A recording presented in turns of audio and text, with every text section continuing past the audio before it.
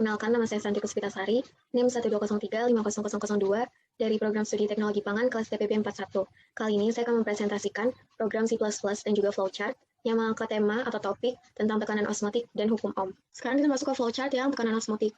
Jadi yang pertama dideklarasikan terlebih dahulu. Di sini ada variabel names-nya bilangan dan n, type integer.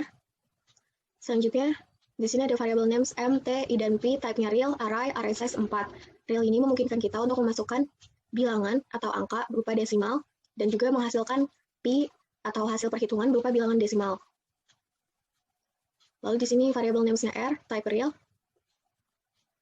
Lalu ada konstanta r sama dengan 0,082, ini menggunakan assign.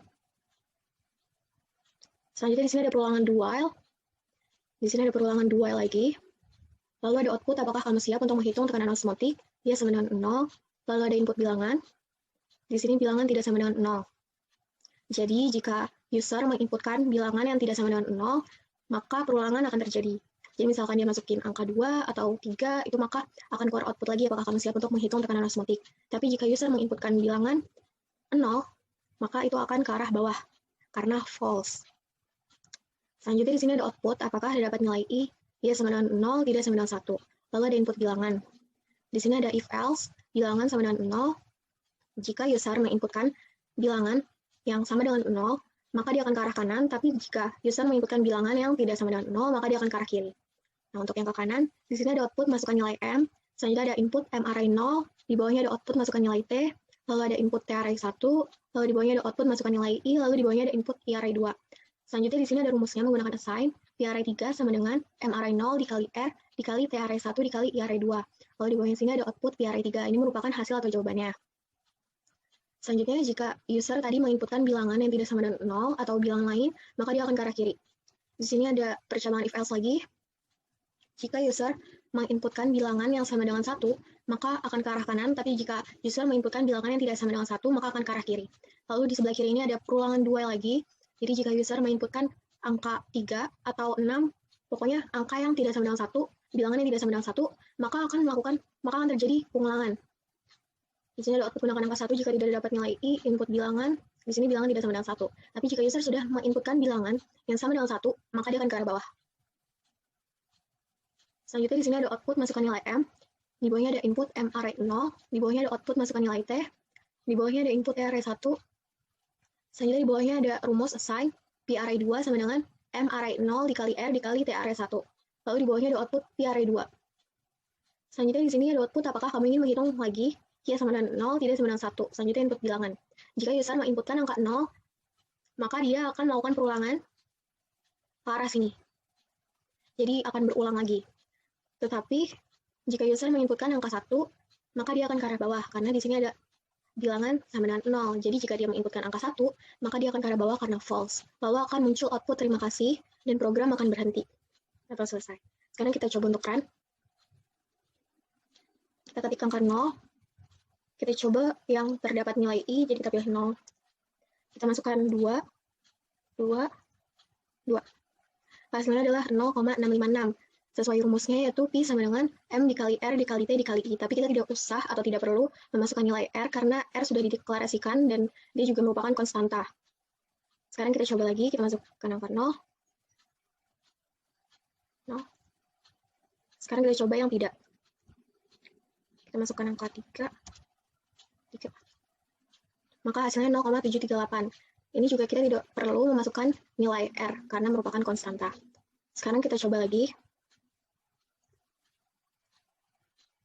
Di sini kita akan mencoba menggunakan angka lain, tidak 0, seperti 3.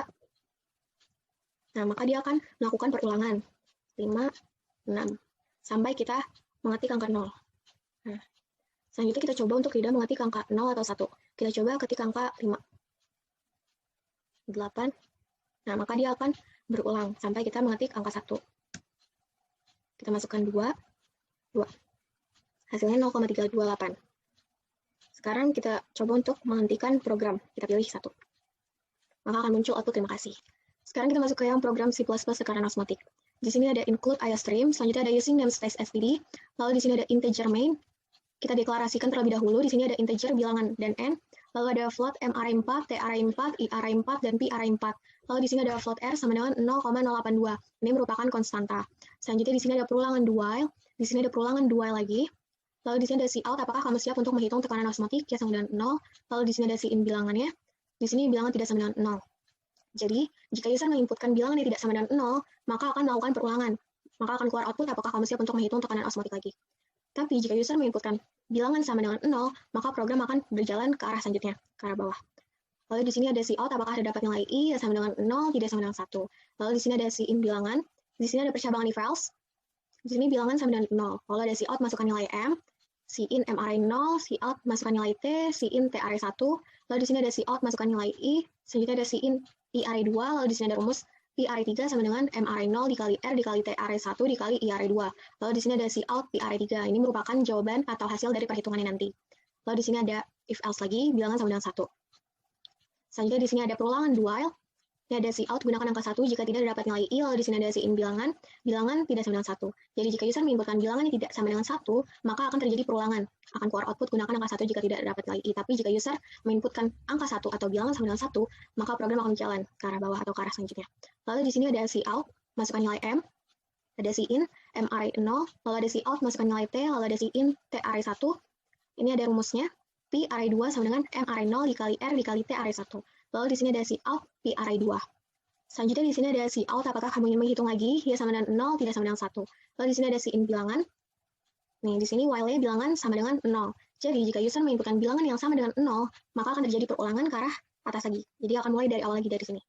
Apakah kamu siap untuk menghitung tekanan osmotik? Tapi jika user menginputkan bilangan yang tidak sama dengan 0, seperti 1, maka akan keluar output terima kasih. Jadi di sini ada Cout terima kasih. Lalu program akan berhenti. Untuk Cout dan In ini, Cout itu merupakan output dan In itu merupakan input. Selanjutnya akan kita run. Kita pilih 0. Kita pilih 0. Kita masukkan angka 5. 5. 5. Nah, maka akan keluar hasilnya 10,25. Kita akan coba lagi. Kita masukkan angka, kita coba untuk yang perulangan 2 while tadi ya. Kita masukkan angka 2. Nah, maka dia akan berulang. Sampai kita masukkan angka 0. Nah, sekarang kita masukkan angka selain 0 sama 1. Kita masukkan 4. Nah, maka akan keluar output gunakan angka 1 jika tidak dapat nilai I. Kita masukkan angka 7. Nah, dia akan melakukan perulangan terus-menerus sampai kita mengetikkan angka 1. Nah, masukkan nilai M. Kita masukkan 3. 3. Hasilnya adalah 0,738. Kita tidak perlu memasukkan nilai R lagi karena tadi nilai R sudah dideklarasikan, yaitu 0,082. Sekarang kita hentikan program, kita pilih 1. Akan keluar output terima kasih. Selanjutnya di sini ada flowchart yang hukum Ohm. Pertama kita deklarasikan terlebih dahulu. Di sini variabel names-nya ada bilangan dan n, type integer. Selanjutnya di sini variabel names-nya f, i, r, type-nya real, array size 3. Type real ini memungkinkan kita untuk memasukkan bilangan atau angka berupa bilangan desimal. Lalu di sini ada perulangan 2 while. Di sini ada output apa yang akan kamu hitung. V sama dengan 1, I sama dengan 2, dan R sama dengan 3. Lalu input bilangan. Selanjutnya di sini ada percabangan if else. Jika user menginputkan angka 1, maka akan ke arah kanan, tapi jika user menginputkan angka yang tidak sama dengan 1, maka akan ke arah kiri. Selanjutnya jika ke arah kanan, maka ada output, kamu akan menghitung nilai V. Output, selanjutnya ada output, masukkan nilai I sama dengan. Selanjutnya di sini ada input array 0, lalu ada output, masukkan nilai R, lalu ada input R array 1, selanjutnya di sini ada rumus menggunakan assign, V array 2 sama dengan I array 0 dikali R array 1. Lalu di sini ada output V array 2, ini merupakan jawaban. Jika user tadi menginputkan angka atau bilangan yang tidak sama dengan 1, maka akan ke arah kiri. Nah, di sini ada percabangan lagi, if else. Jika bilangan sama dengan 2, maka dia akan ke arah kanan, tapi jika bilangan tidak sama dengan 2, maka dia akan ke arah kiri. Selanjutnya di sini ada output, kamu akan menghitung nilai I. Output, selanjutnya masukkan nilai V, lalu ada input V array 0, lalu ada output, masukkan nilai R, selanjutnya ada input R array 1, lalu di sini ada rumus menggunakan assign, I array 2 sama dengan V array 0 per R array 1. Lalu di sini ada output I array 2, ini merupakan jawabannya. Lalu jika user tadi menginputkan angka yang tidak sama dengan 2, maka dia akan ke arah kiri. Di sini ada percabangan if else lagi. Jika user menginputkan bilangan yang sama dengan 3, maka dia akan ke arah kanan. Tapi jika user menginputkan bilangan yang tidak sama dengan 3, maka dia akan ke arah kiri. Untuk yang ke kanan, akan muncul output, kamu akan menghitung nilai R. Lalu yang ke kiri, di sini ada perulangan 2 lagi. Di sini ada output error, silahkan ketik angka 3. Lalu input bilangan, di sini bilangan tidak sama dengan 3. Jadi jika user menginputkan angka yang tidak sama dengan 3, seperti 4 atau 5, maka dia akan ke arah atas, lalu akan terjadi perulangan. Tapi jika user menginputkan angka yang sama dengan 3, maka dia akan ke arah bawah karena false.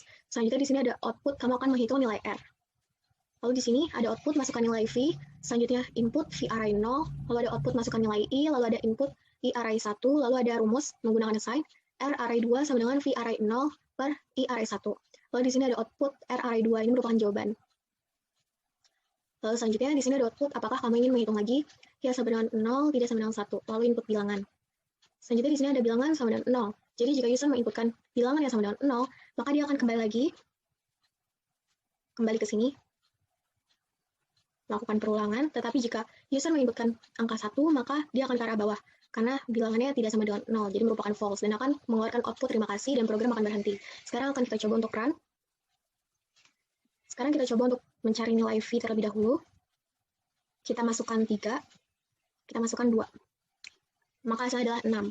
Sesuai rumusnya itu V sama dengan I kali R. Jadi 3 kali 2 sama dengan 6. Sekarang kita akan menghitung lagi, kita pilih 0. Sekarang kita coba yang 2. Kita masukkan 6. Kita masukkan 3. Maka hasilnya adalah 2. Sesuai dengan rumusnya, I sama dengan V per R. Jadi 6 dibagi 3 sama dengan 2. Sekarang kita akan menghitung lagi. Kita pilih 0. Kita pilih 3 untuk menghitung R. Kamu akan menghitung nilai R, masukkan nilai V, kita masukkan 4. Ini kita masukkan 2. Maka hasilnya adalah 2. Sesuai rumusnya itu R sama dengan V per I. Jadi 4 dibagi 2 sama dengan 2. Apakah kamu ingin menghitung lagi? Ya, kita coba untuk yang perulangan 2 yang tadi. Kita masukkan angka lain selain 1, 2, dan 3. Kita coba masukkan 7. Nah, maka akan muncul error, silahkan ketik angka 3. Kita masukkan 9, error, silahkan ketik angka 3. Maka akan melakukan perulangan terus-menerus sampai kita mengetik angka 3. Nah, seperti ini. Kita masukkan 9, lalu 3. Maka hasilnya adalah 3. Sekarang kita mencoba untuk menghentikan program. Kita pilih 1. Akan keluar output terima kasih. Selanjutnya program C++ untuk hukum Ohm. Di sini ada include IOStream using namespace std, lalu ada integer main. Di sini pendeklarasiannya, di sini ada integer bilangan dan n. Terus juga ada float, f array 3, i array 3, dan r array 3. Float ini memungkinkan kita untuk memasukkan bilangan atau angka desimal. Lalu di sini ada perulangan 2 while. Selanjutnya di sini ada cout. Apa yang akan kamu hitung? V sama dengan 1, I sama dengan 2, R sama dengan 3. Lalu di sini ada cin bilangan. Selanjutnya di sini ada percobaan nilai. Di sini bilangan sama dengan 1. Cout kamu akan menghitung nilai V, cout masukkan nilai I, cin I array 0, cout masukkan nilai R, cin R array 1. Cout ini merupakan output dan cin ini merupakan input. Di sini ada rumusnya V array 2 sama dengan I array 0 dikali R array 1. Lalu di sini ada cout V sama dengan, lalu di sini V array 2. Selanjutnya di sini ada if else lagi, bilangan sama dengan 2. Cout kamu akan menghitung nilai I, cout masukkan nilai V, cin V array 0, cout masukkan nilai R, cin R array 1. Ini merupakan rumusnya I array 2 sama dengan V array 0 per R array 1. Di sini merupakan cout I sama dengan I array 2. Ini merupakan hasil atau jawabannya nanti. Selanjutnya di sini ada if else lagi, bilangan sama dengan 3. Jadi jika user menginputkan bilangan sama dengan 3, maka akan keluar output, kamu akan menghitung nilai R. Maka di sini ada cout, kamu akan menghitung nilai R. Lalu di sini ada perulangan 2 while, cout error, silakan ketik angka 3, cin bilangan. Lalu di sini bilangan tidak sama dengan 3. Jadi jika user menginputkan bilangan tidak sama dengan 3, maka perulangan akan terjadi, tapi jika user menginputkan bilangan yang sama dengan 3, maka program akan berjalan ke arah selanjutnya. Lalu di sini ada cout, kamu akan menghitung nilai R. Lalu di sini ada cout, masukkan nilai V, lalu ada cin V array 0, ada cout, masukkan nilai I, lalu ada cin I array 1, lalu di sini ada rumus R array 2 sama dengan V array 0 per I array 1. Lalu di sini ada cout R sama dengan, lalu di sini ada R array 2. Selanjutnya di sini ada cout, apakah kamu ingin menghitung lagi, sama dengan 0, tidak sama dengan 1. Lalu di sini ada cin bilangan, selanjutnya di sini ada bilangan sama dengan 0. Jadi jika user menginputkan bilangan sama dengan 0, maka dia akan melakukan perulangan ke arah sini. Program akan berulang ke arah apa yang akan kamu hitung. Tetapi jika user menginputkan angka tidak sama dengan 0 atau 1, maka akan keluar output terima kasih. Jadi di sini ada cout terima kasih. Sekarang akan kita coba untuk run. Kita masukkan angka 1 karena kita akan menghitung V terlebih dahulu. Kita masukkan 2, kita masukkan 3, maka hasilnya 6. Karena rumusnya V sama dengan I kali R. Jadi 2 kali 3 sama dengan 6. Kita akan menghitung lagi. Kita pilih 2, masukkan nilai V, kita masukkan 4, R2. Maka hasilnya adalah 2. Sesuai rumusnya, I sama dengan V per R. Kita akan menghitung lagi. Sekarang yang R. Kita masukkan nilai V 6, kita masukkan nilai I 3. Maka R sama dengan 2. Sesuai rumusnya, R sama dengan V per I. Sekarang kita akan menghitung lagi. Kita coba untuk yang perulangan dual tadi. Kita masukkan angka 4, error. Silahkan ketik angka 3. Kita masukkan angka 6, masih error. Masih akan terus berulang sampai kita mengetik angka 3. Nah, lalu muncul kamu akan menghitung nilai R, masukkan nilai V, kita masukkan 10. I-nya kita masukkan 5. Hasilnya adalah 2, karena R sama dengan V per I. Jadi 10 dibagi 5 sama dengan 2. Apakah Anda ingin menghitung lagi? Kita pilih 1 untuk menghentikan program. Akan keluar output, terima kasih.